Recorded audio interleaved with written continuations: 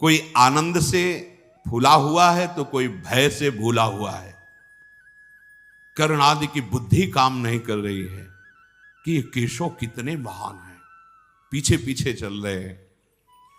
भगवान का दिव्य रथ है, भगवान अपने रथ पर बैठे तो प्रणाम करके द्रोणाचार्य भीष्मादि वापस हो रहे हैं, लेकिन कर्ण वापस नहीं हुए।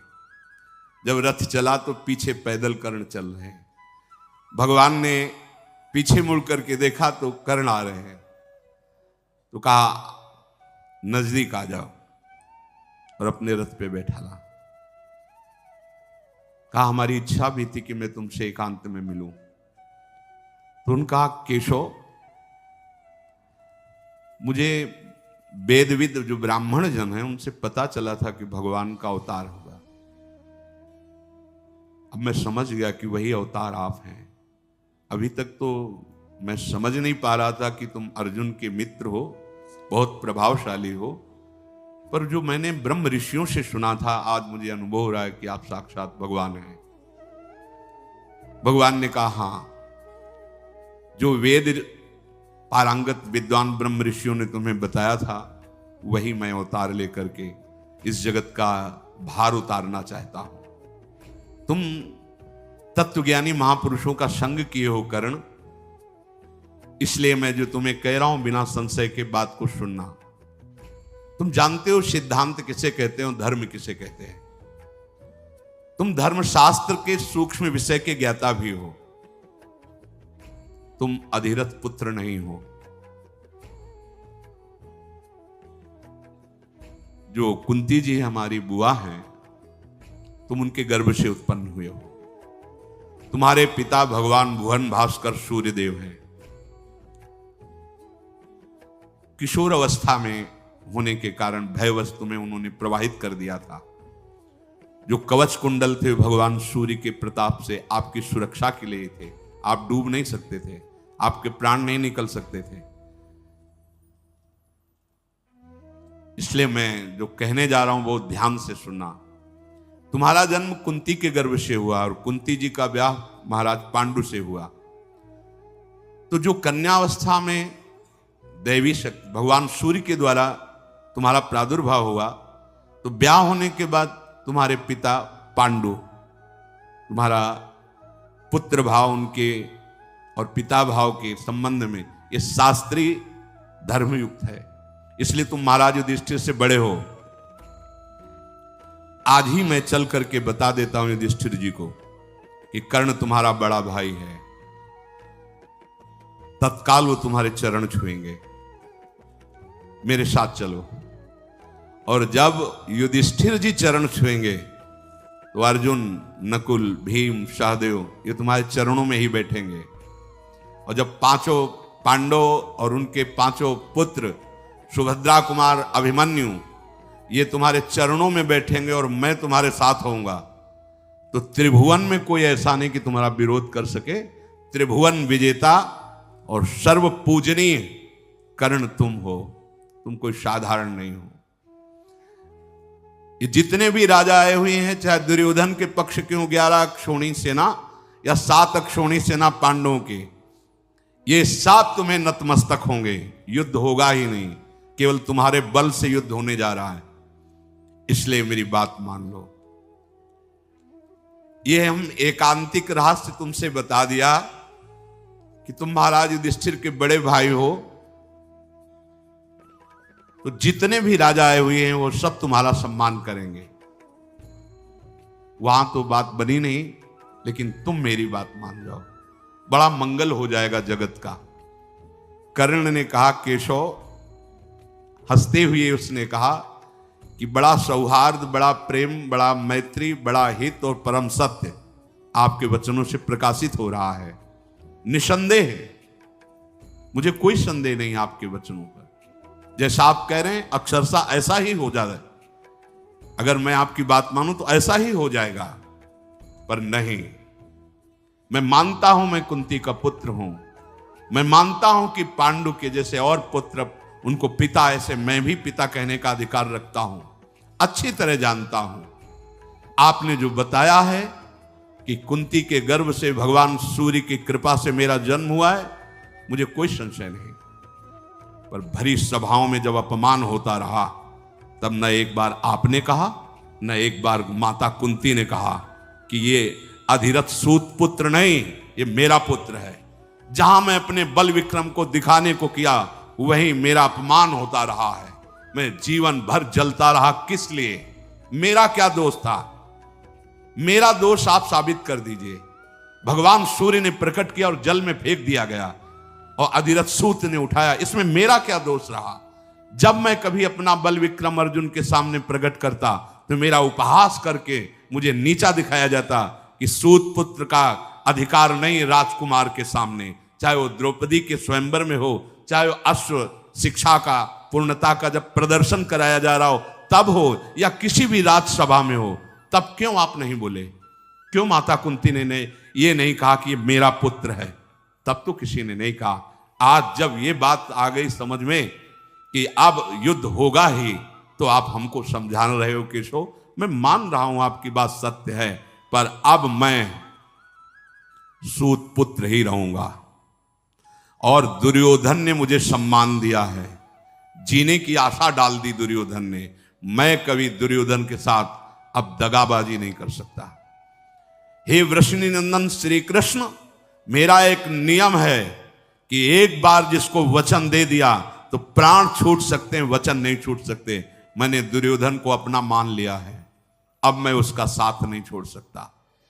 जनार्दन, मुझे कोई भयभीत कर सके ऐसा पैदा ही नहीं हुआ।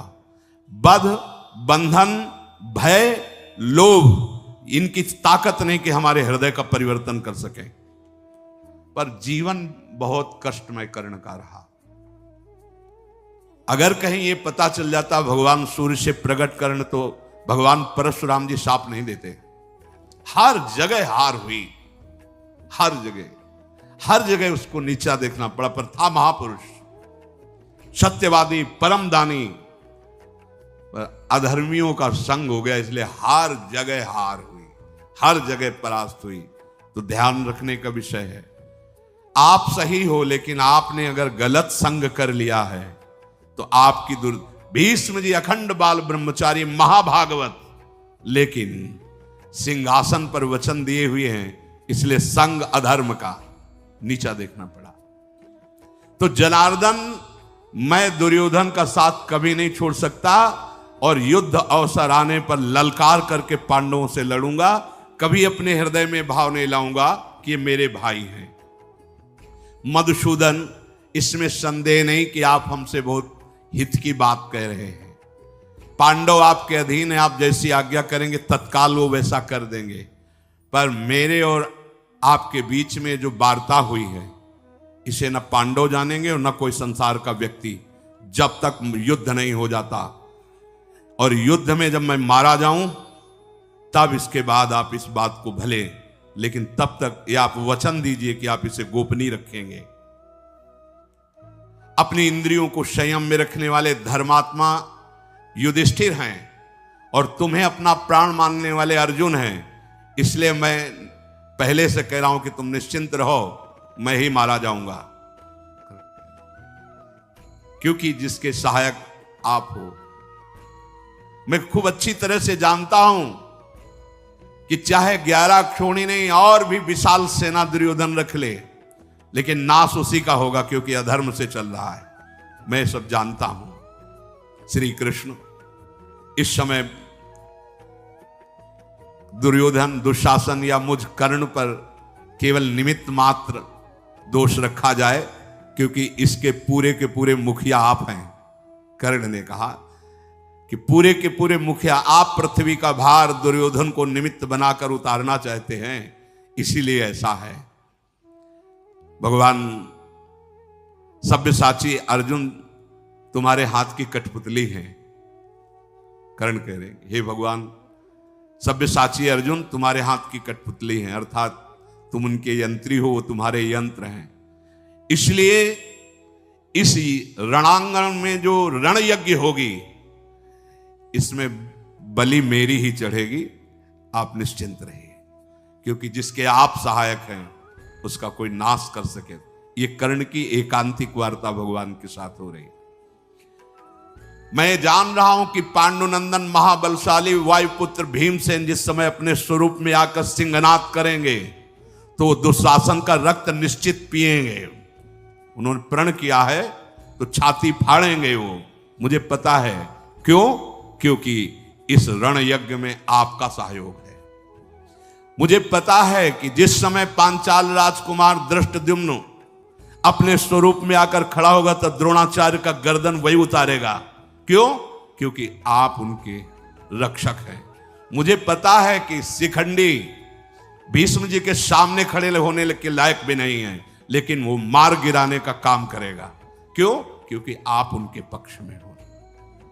महाबली दुर्योधन का वध निश्चित है क्योंकि आप पांडवों के पक्ष में हैं। पर हे श्री कृष्ण, मैं पांडवों के पक्ष में नहीं आ सकता, रहूंगा दुर्योधन के ही पक्ष में। जब भगवान ने देखा कि कर्ण बात जानते हुए भी अब नहीं मानेंगे, तो कर्ण ने कहा, प्रभु आप ऐसा ना समझे कि मैं आपकी आज्ञा का उल्लंघन कर रहा हूं। मैंने एक स्वप्न देखा है, वो केवल आपसे बता रहा हूं। मैंने स्वप्न देखा है कि गांडीव धनुषधारी अर्जुन श्वेत गजरात पर विराजमान होकर के मुझे दृष्टिगोचर हो रहे हैं, अर्थात मेरे से उनकी विजय होगी।